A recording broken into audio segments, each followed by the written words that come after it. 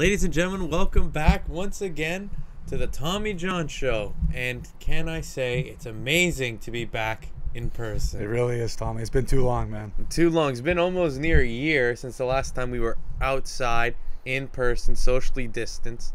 But we are back, and it feels amazing. Better than ever, Tommy. So if you forgot, I am Tommy Lane. That is Johnny Mishaws, and our head commentator, Gruesome Gavin Delaney, is actually going to get his COVID vaccine and just coming off his wisdom teeth, so he's not here today, but he will be with us next episode, Johnny. For sure. We're looking forward to having him back. Right, Tom? Absolutely. So let's talk about something at least one person on Tommy John shows have about, and that is Johnny's New York Knicks. And if you remember, if you've been alive in the last 40 years, you know the New York Knicks are probably one of the worst organizations in all of professional sports, not just the NBA.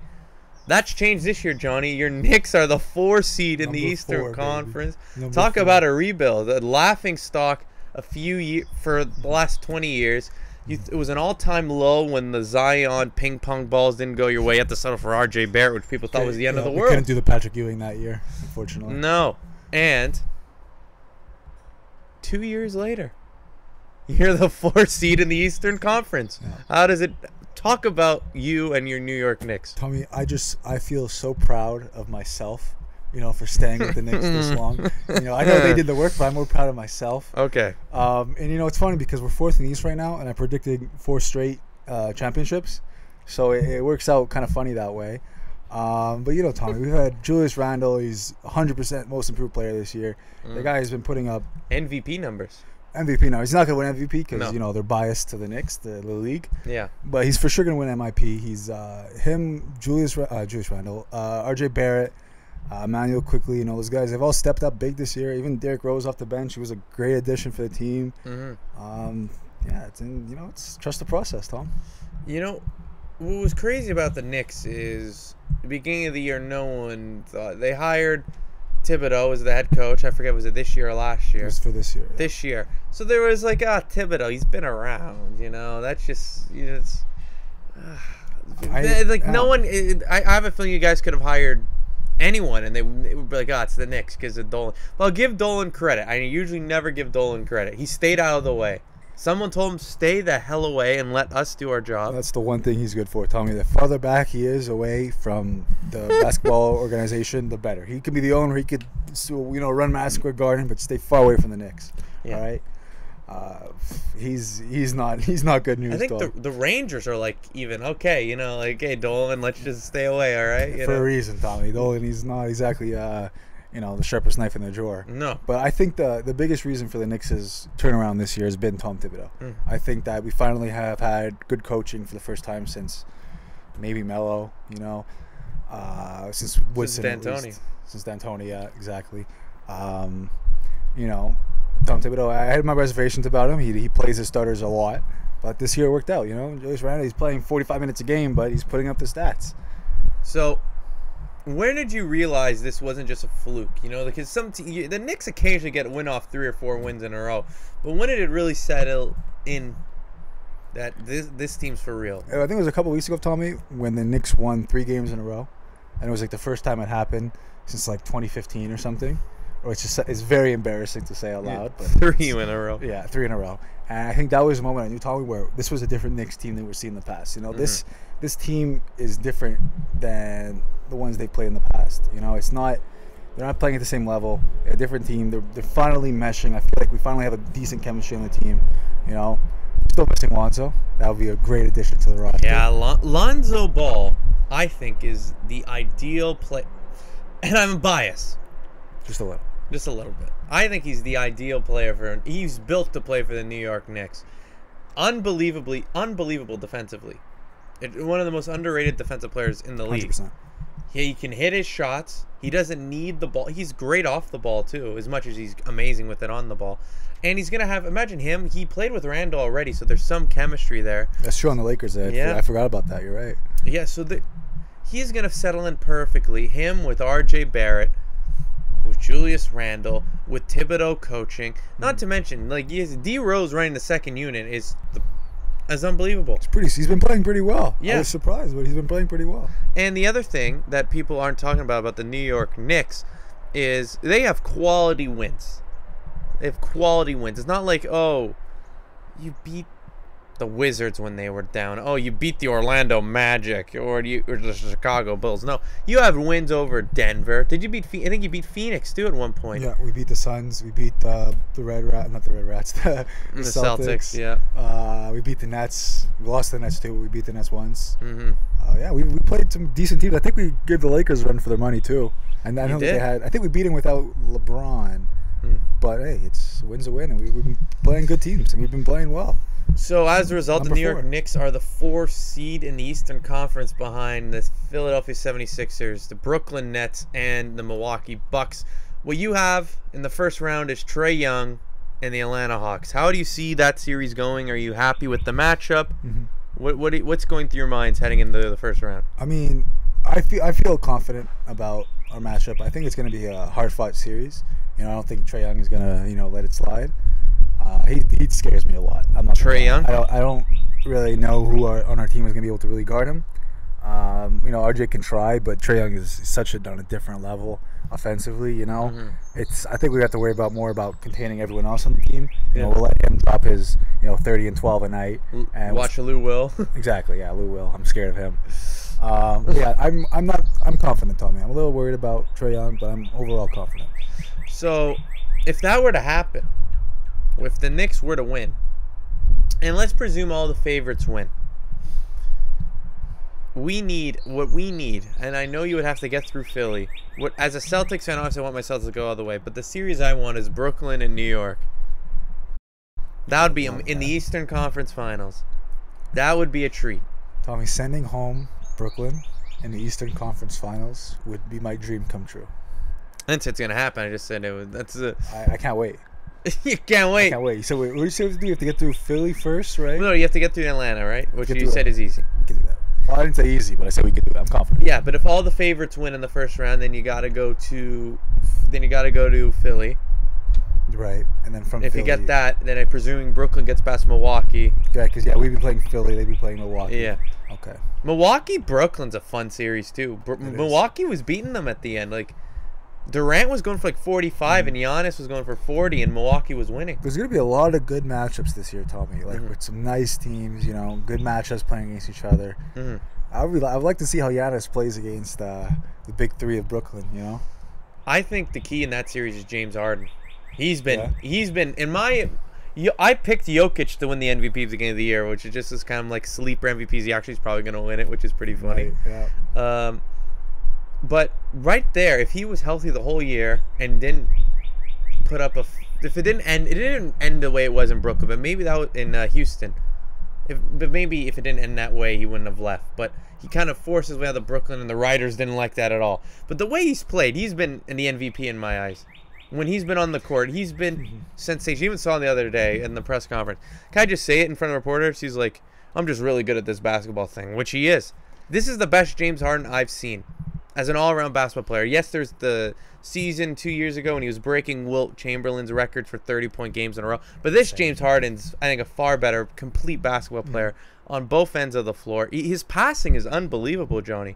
He's truly a top 5, I think, player in the NBA right now. It shows how good he is that he's still putting up those stats and those numbers with, Kyrie and KD. Granted, I know KD hasn't really been around, but still, he's playing with those two guys, and he's still putting up numbers and stats like that. It says a lot. It says a lot about who the leader on that team is. That team of leaders, who the leader of them is. Yeah, I would think KD's the leader, right? You would like to think. I would think so, but KD's been a little gone this year. He hasn't played that much. Harden's been hurt too, but Harden's played more than KD has. Yeah. The thing is, there's only been like 7. I forget what the record is. It's not that impressive when all 3 of them are together. It's such a small sample size. But you like to think the addition. Blake Griffin was a good addition. Harris hits every 3-pointer. Yeah. So they're going to be a tough team to beat. But Philadelphia, I think, even though they're the 1 seed, Johnny, they're a bit under the radar this year. Yeah, I don't really, I don't see much from Philly, Tommy. Like, obviously, the 1 seed. Joel Embiid was unbelievable. Right, but that's about it, Ben Simmons. He's good, but he's inconsistent. Seth Curry. Yeah, he's a giant factor. They have a good bench, though. I think, and Doc Rivers has done a good job. I think a very good job. Doc Rivers is a good coach. I've always liked Doc. And what they always seem to do, Philly, is play teams tough. Last year, that wasn't when they got swept by Boston. I'm going to say right now, that wasn't the Sixers. They didn't have Ben Simmons. Didn't have a lot of key pieces there. But now Tobias Harris, Joel Embiid, who's in the MVP conversation.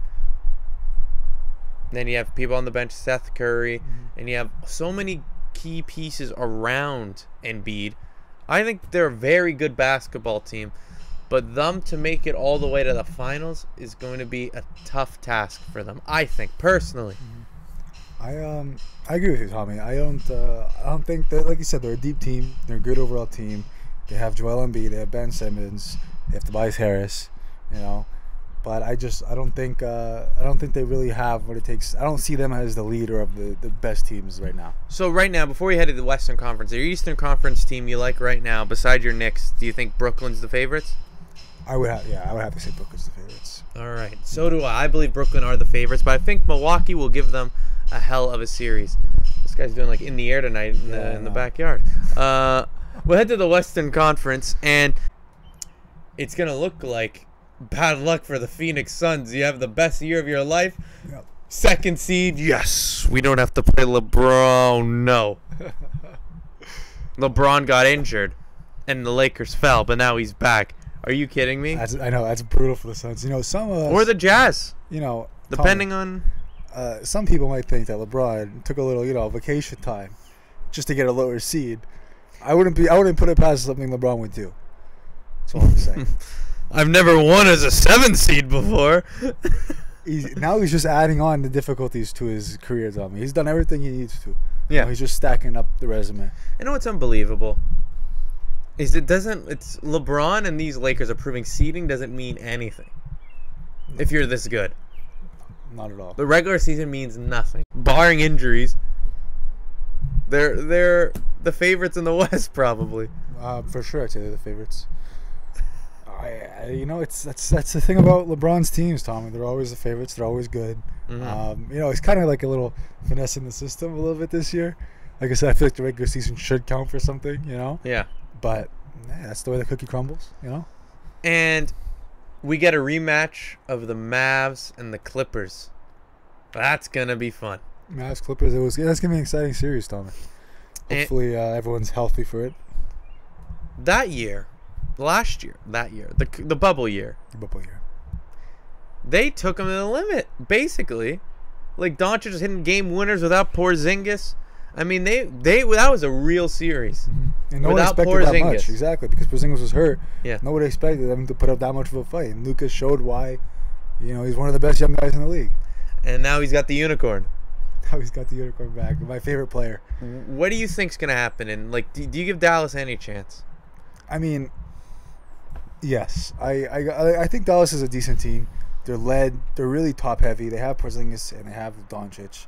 If they have those two guys, I don't think they're going to win the series, but I think they have a chance to win the series. I think they can for sure push it to 6 games, I'm drawing a blank on who is Denver the 3 seed, right?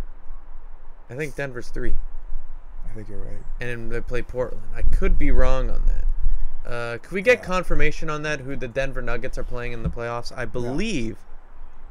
But last time I checked, I believe it was Clippers, Dallas, and then Denver, Portland. I could be wrong. We're getting some confirmation on that. Yeah. But I think Jokic, they've been amazing without Jamal Murray, and Jokic has proved even more why he's one of the best players in the league, Johnny. Yeah, Jokic has stepped up, and they had that Aaron Gordon, the addition of Aaron Gordon. I like that. I like that a lot for them.